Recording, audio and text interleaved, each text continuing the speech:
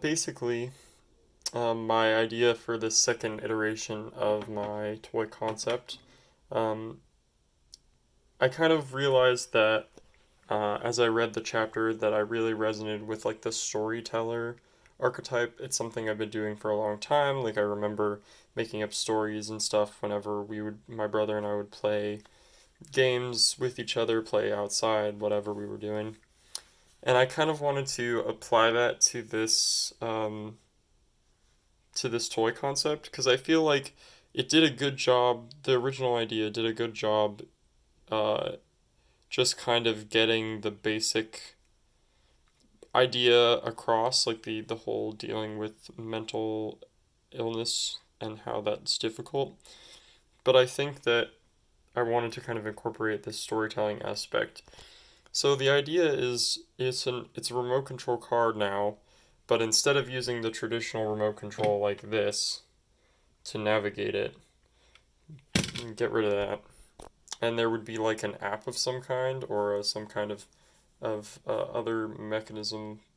But basically, you create through choices of like a very simple narrative, you would be able to control the car by what you choose.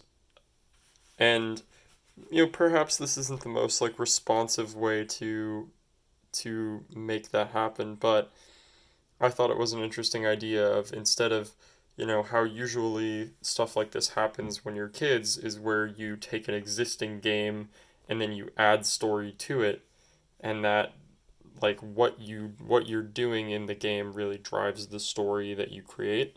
I wanted the story to create the game, the story to create the interaction that you choose the story and that's what controls what this thing is doing. So in this little example, this would be like a phone screen or something like that.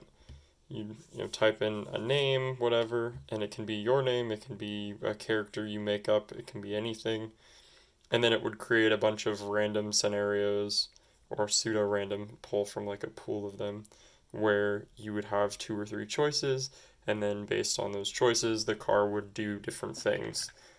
Some of them are very obvious, like some of the choices, whoops, some of the choices, it would be very apparent, like, oh, well, this one I'm going to turn around, this one's going to go straight, this one's going to go right, like, and some of them, it's like an arbitrary choice, and whatever happens kind of happens, and you don't really know.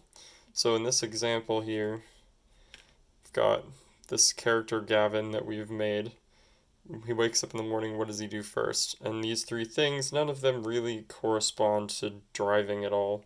Um, but the kind of idea is like, okay, so if he makes breakfast, um, then he has time to drive leisurely to work. But if he sits and reads email, he's running around trying to leave, and maybe he takes a turn trying to like make a shortcut.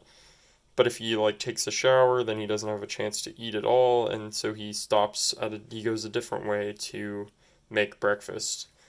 And whether this is like all these rationales for what the car does is explained to the player, or whether it's left for them to decide like what happened, I'm not really sure yet. That's not really something I've decided, but um, so that's like an example. And then like a next one, he realizes he forgets something, and these are more obvious. This would be turned around like immediately. This one would be like make a right and then kind of eventually circle back, or just keep going straight.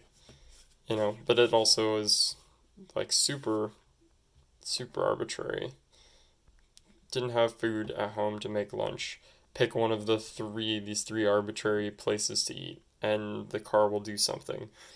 And in a perfect world, these prompts come up fast enough that you could have continuous control without reading them if you really wanted to.